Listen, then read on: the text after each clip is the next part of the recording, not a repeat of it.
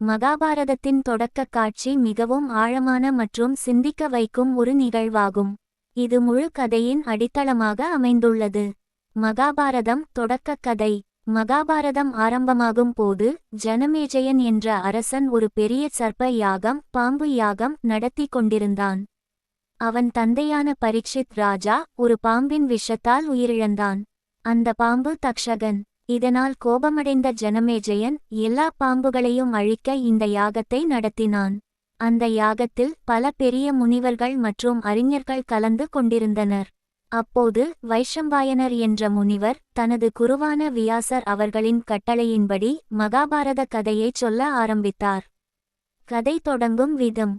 வைஷம்பாயனர் ஜனமேஜயனுக்கு தனது முன்னோர்களின் வரலாற்றைச் சொல்ல ஆரம்பிக்கிறார்.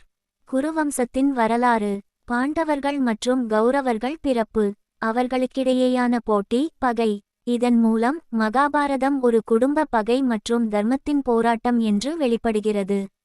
முக்கியம். இந்த தொடக்க காட்சி நமக்கு ஒரு முக்கியமான விஷயத்தை சொல்கிறது. கோபமும் பழிவாங்கும் எண்ணமும் பெரிய அழிவை உண்டாக்கும். வரலாறு மற்றும் தர்மம் புரிந்து கொள்ளப்பட வேண்டும்.